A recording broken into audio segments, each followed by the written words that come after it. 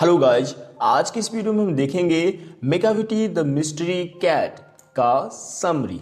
Right, जैसे कि आप जानते हैं कि पहले हमारे पास ये इस तरह से समरी होता है और इसके बाद वर्ड्स होते हैं जो बहुत ज़्यादा इम्पोर्टेंट वर्ड्स होते हैं, वो हमारे पास यहाँ पे होते हैं। राइट, इस वर्ड्स के बाद क्या होता है, उस समरी का जो मैंने ऊपर दिखाया, उस समरी का एक एक लाइन करके हिंदी होता है ताकि समझने में कोई दिक्कत ना हो, आप आसानी से समझ सको। राइट, हिंदी होता है इंग्लिश का एक एक लाइन करके।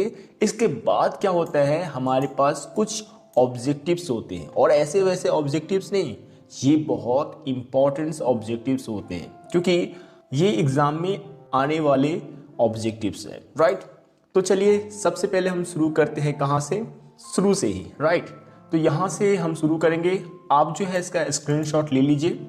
ओके, आप यहाँ से जो है स्क्रीनशॉट इसका ले लीजिए। ओके, चलिए थोड़ा और नीचे कर देता हूँ। हाँ, आप यहाँ से ले लीजिए। ओके, हो गया स्क्रीनशॉट, हो गया होगा। राइट, चलिए अब हम शुरू करते हैं। ये वर्ड्स आप याद कर लीजिए। ओके, ये वर्ड्स जो है आप यहाँ से याद कर लीजिए। मैं कई बार बता चुका हूँ, वर्ड्स याद करना बहुत ज़रूरी है, तो आप जो है ये याद कर लीजिए ताकि आप आसानी से जो है एग्ज़ाम में लिख पाएँ। राइट, तो चलिए हम बढ़ते हैं आगे की ओर।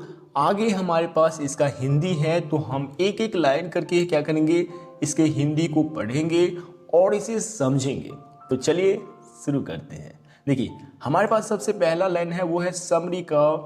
कहता है मेगाविटी द मिस्ट्री कैट। ठीक है, सारांश यानी मेगाविटी द मिस्ट्री कैट। अब देखिए पहला लाइन देखते हैं जिसमें कहता है the poem Macavity the mystery cat has been composed by Thomas Stearns Eliot. Right, यानी मेगाविटी द मिस्ट्री कैट यानी रहस्यमयी बिल्ली, ठीक है, कवि थॉमस स्टर्न इलियट द्वारा रचित है। यानी इसके जो रचयिता है वो कौन है, वो है थॉमस। ठीक है, जिसे हम शॉर्ट में जानते हैं, क्या जानते हैं शॉर्ट में, T.S. इलियट, इस तरह से जानते हैं।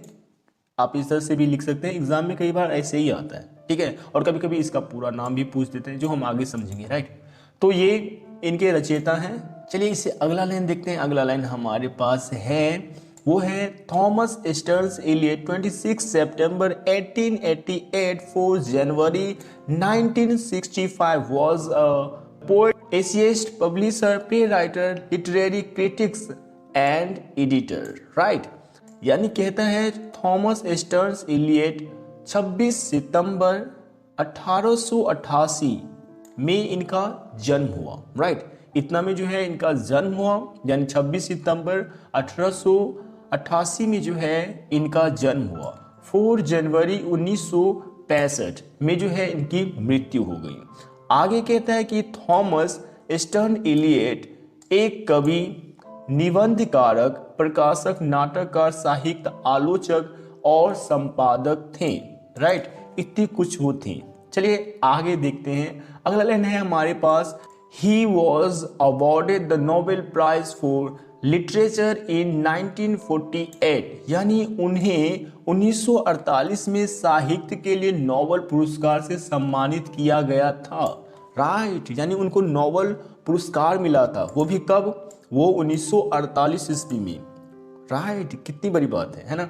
खैर अगला लाइन देखते हैं। अगला लाइन है हमारे पास, in this poem he tells about his pet cat, यानी इस कविता में वह अपनी पालतू बिल्ली के बारे में बताते हैं। जो बिल्ली होती है उनकी पालतू, उनकी अपनी पालतू बिल्ली, उनके बारे में वो हर एक चीज़ बताते हैं कि मतलब क्या क्या होता है उनके साथ, या वो बिल्ली क्या क्या करती है ना, हर एक चीज़ जो है इसमें शेयर करा है उन्होंने, और बहुत ही अच्छे तरीके से शेयर करा है।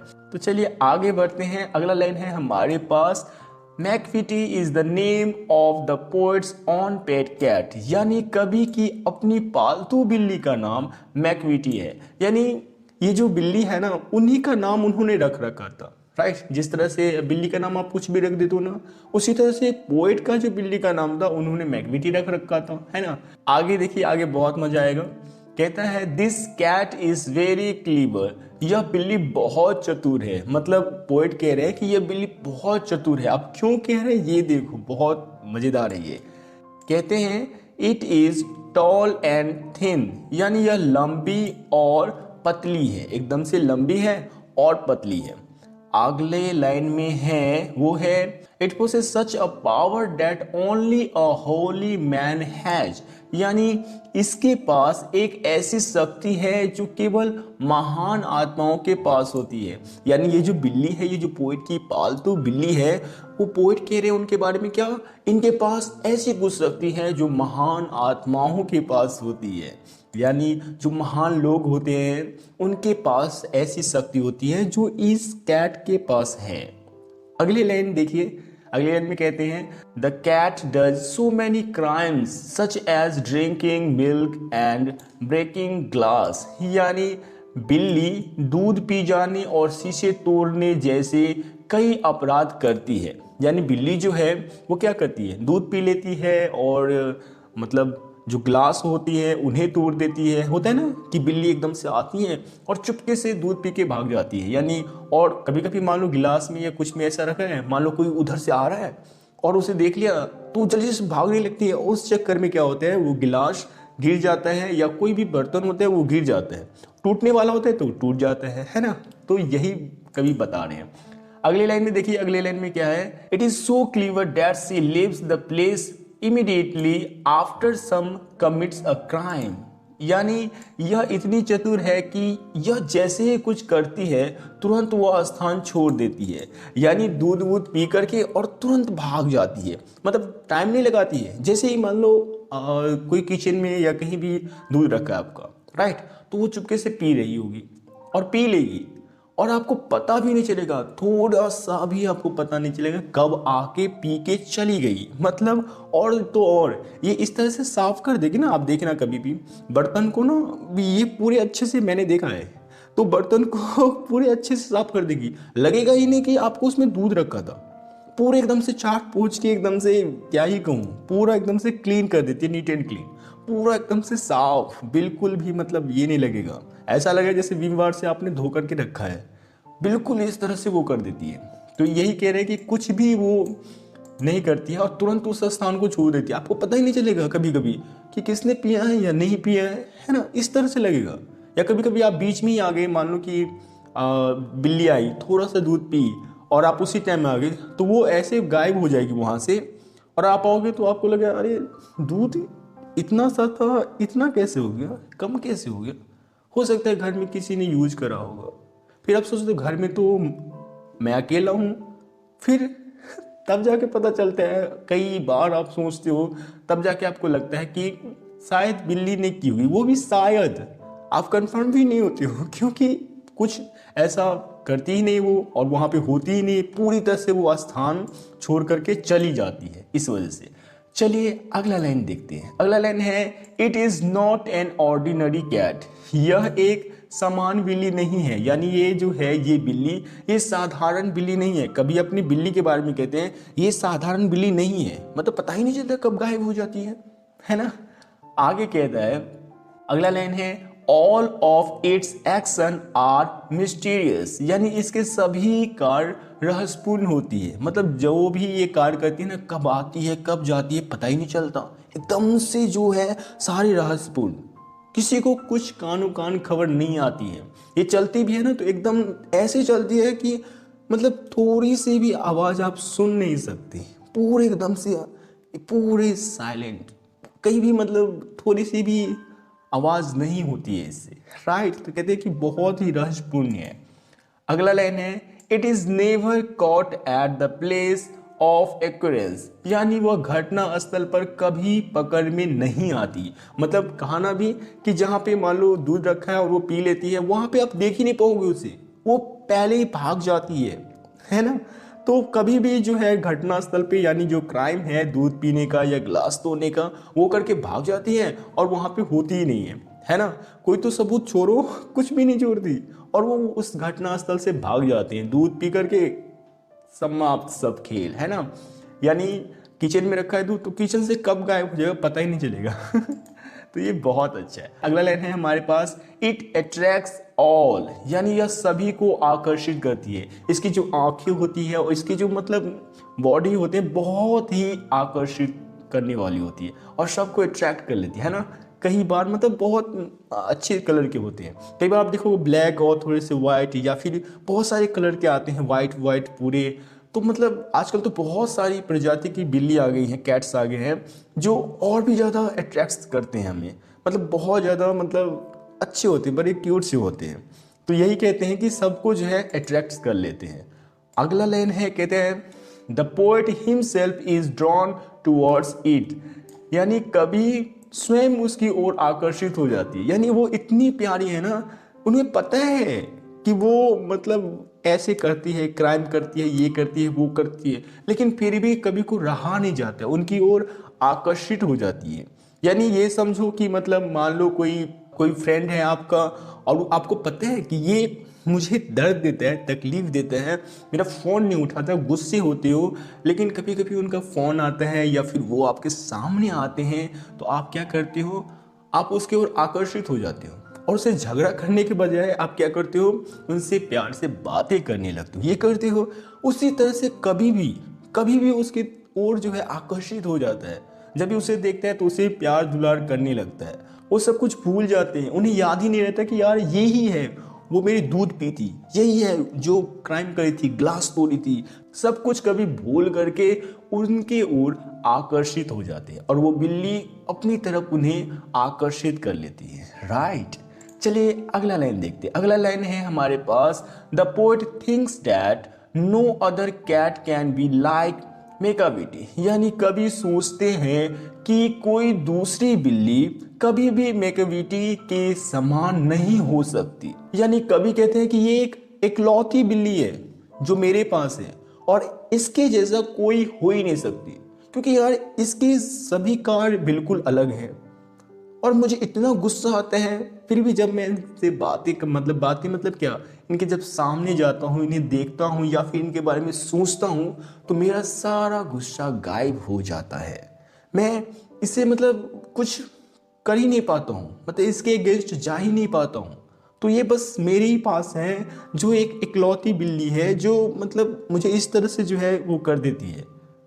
राइट, बहुत ही अलग है, सारी बिल्लियों से अलग है। दूसरी बिल्ली तो मुझे आकर्षित नहीं करती, या दूसरी बिल्ली को अगर देखते हैं तो मतलब कुछ ऐसा होता है, लेकिन ये बिल्ली कुछ अलग है, ये हमें अलग से अट्रैक्ट करती है ना। और बहुत सारी बातें हैं इसके बारे में।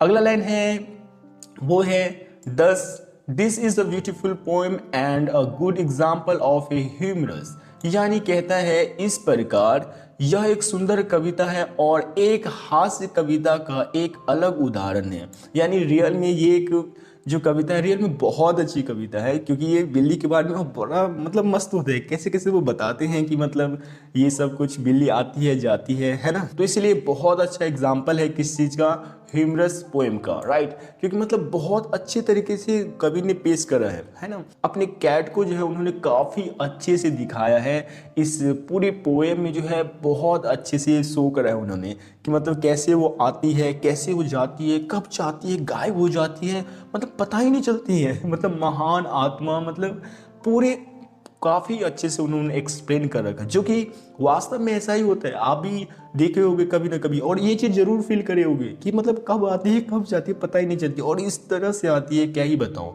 आपको गुस्सा आएगा, लेकिन ठीक है यार, बड़े प्यारे होते हैं ना।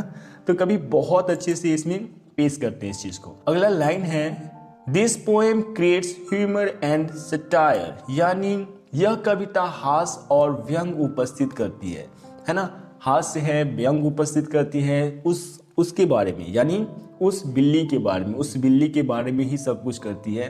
तो रियल में वास्तव में जो है ये बहुत ज़्यादा मस्त है, और बहुत मतलब हंसी आएगी कि जिस तरह से कभी बताते ना, उनकी फीलिंग्स को आप जो है समझने की कोशिश करो। वो कहती है यार ये बड़ा मिस्ट्री कैसे है, ये मतलब आती है जाती है पता नहीं चलती, मन तो करता है मेरा ये कर दूं वो कर दूं, और जब वो सामने आती है तो उनकी ओर जो है वो आकर्षित हो जाते हैं।